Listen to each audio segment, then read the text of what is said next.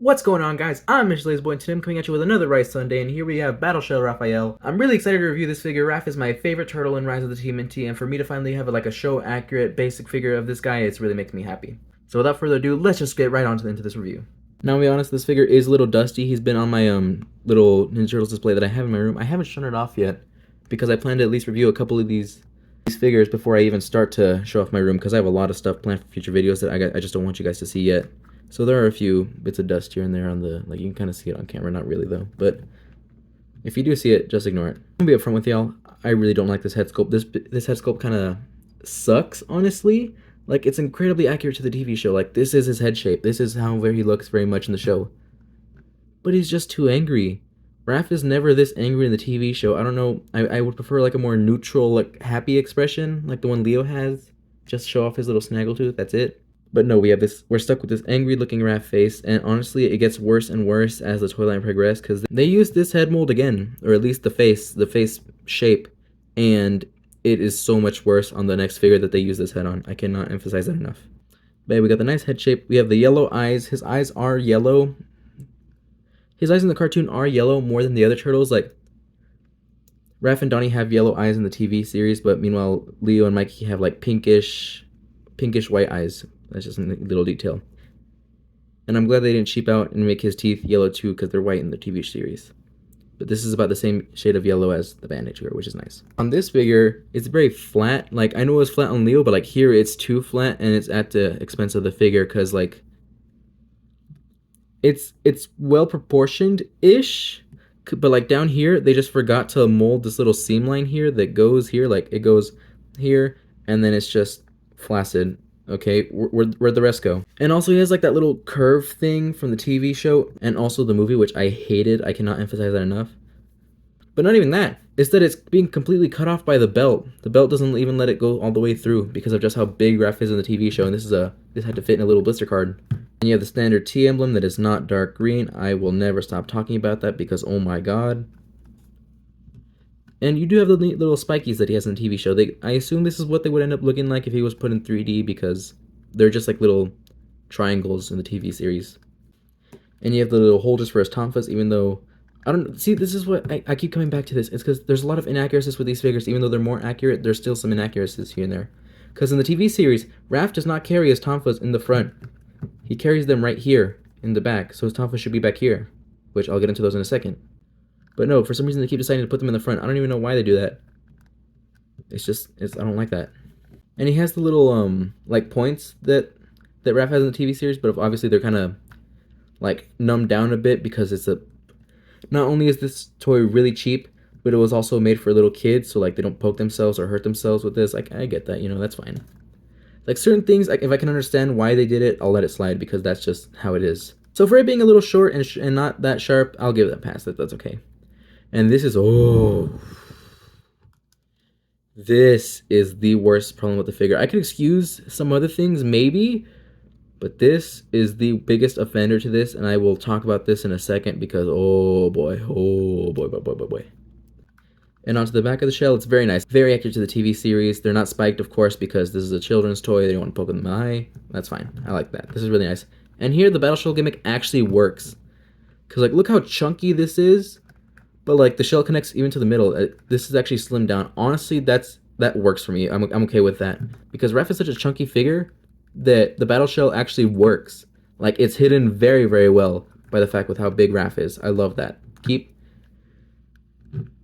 I hope if they ever do battle shell figures for Mutant Mayhem, I hope they take inspiration from Raph, because this is really well done. I applaud Playmates. Great job on this one. I actually love this. And moving on to the legs, you have these little red armbands, or you have these little red leg bands, and you're probably wondering, what the hell are these? Well, that's because these were originally meant to hold his tonfas, and they just made their way into the current design, but he never holds his tonfas here. But they're part of that community headline that these are actually shorts, that the turtles are actually wearing shorts, and I like to think of these as like the little arm, like red bands at the end of his shorts, just to add it. And of course, there's nothing painted here because they can't afford that. But they have painted the black shorts onto figures. Well, they're technically shadows, but I call them shorts. You got your unpainted band-aid, your painted little ankle bands. I never understood why he had this. He does also have the little like ankle pivot, I guess you call it. But it doesn't work that well in this figure just because of how chunky he is. But I mean, thank you for trying, Playmates. I appreciate it. It's just super hard to take. Look how tiny these pins are. It makes it super hard to take off this figure if you ever want to like customize it, which I might end up doing. I might end up buying more to make custom figures from these guys because these are super good molds. And you have the TV accurate toes. That's very, I like that. I like it. It's very different from what we got from the basic figures, which is nice. I like more accuracy. That's a big thing for me. And now moving on to the battle shell gimmick that actually works on this figure. We have the open shell, which has nothing here, which, again, another point. This might just be one of my more favorite figures, if only for that one thing. And here we have the Tonfas. Now, there are actually 3 versions of this battle shell Raph figure, and it mostly comes down to what you see in the packaging. Like, if you look on the back, there's a little window for the character, and you can see what kind of Tonfas he has. Well, in this version of the figure, this is one of the first versions of the figure, and the Tonfas are actually painted. In the TV series, he has little white band-aids, kind of, little wraps here on his Tonfas. It's just only this little part that has white. The rest isn't supposed to have it, but I appreciate for them doing it all the way. I like it. But then in later on releases, they stopped painting the Tonfas. I guess it just wasn't cost efficient enough for them to paint them, so they stopped doing it, which is unfortunate because I like having painted Tonfas. And then later on, they started doing other things. I forget what the 3rd version was, but I know that those are the 2 main things though. Is the painting of the Tonfas. That's what determines whether yours is newer or older. And actually, I closed that up. And when you take out one of the Tonfas, or actually let's take out both, there's a Ninja Star revealed in here. It's the same one as the Leo one, so I'm not going to take it out, but it's nice to have there. And you can see kind of the little stuff that goes into these figures. You can see our little you can actually see the little pegs from where the arms plug into. That's really cool little detail. You can kind of see more of where the, like, look, these are also the pegs for where the arms go. That's really cool design details. I like that. That's cool.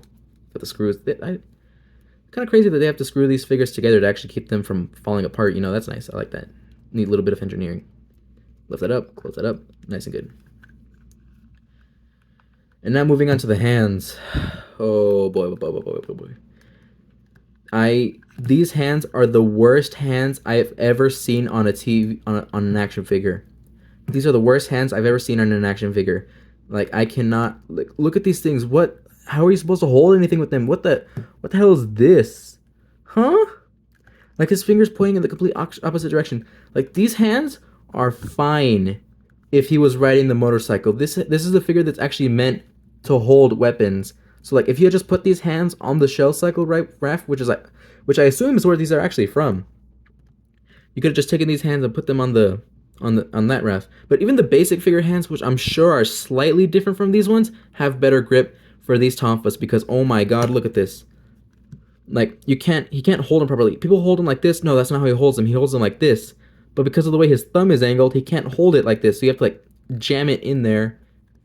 And then that just looks weird. That's not how he holds them. It's like, they're supposed to be on his forearm, not his hand. That's just, no, I don't know. No.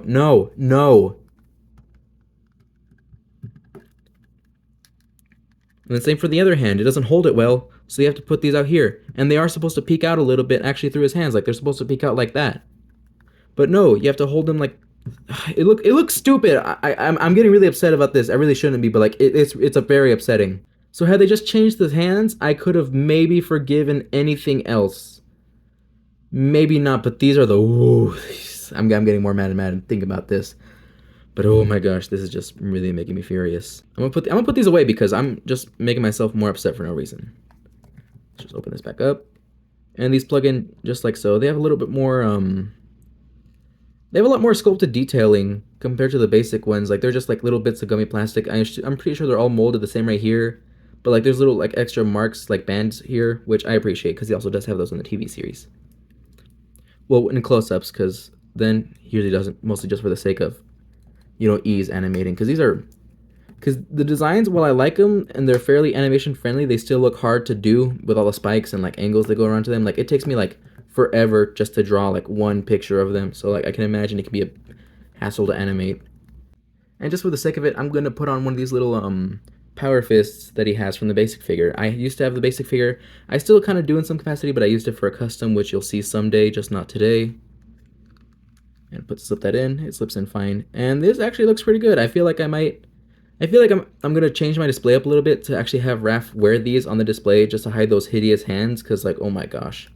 But these are really cool. They're not blocky like in the TV series, they're more like a flame. Because these are based around concept art, I can excuse that. That's okay. They're very like rigid. Like they have a lot of markings here, but oh, that just slipped off because I pulled a little too hard on that, but that's okay. And yeah, this is overall a very decent figure. In terms of accuracy to the TV series, I'm gonna give this an 8. It's nice. That head sculpt is, I mean, he looks like that. I just would have preferred a different head sculpt, but that it is still accurate. However, this I cannot slide. His little like chest hook thingy, it does not touch his belt, so I gotta take points down for that. And also these holsters, he does not have them in the TV series. It actually gets in the way. So like I want to just let my figure's armrest, well, I can't because these are in the way, so I gotta take off points for that. And that's really it. I mean, he's very accurate. Everything else is good. He does have this bandage in the TV series. It's just not painted, which moves us on to paint. It's good. They painted the eyes and the teeth of 2 different shades of, well, obviously they're 2 different colors, so I'm good. I'm glad they painted them 2 different colors. So that's good. And also the articulation on this figure is standard with the Rise of TMNT, at least Turtles. You know, they got the... Well, I already showed you everything in Leo's review, so like that's about it.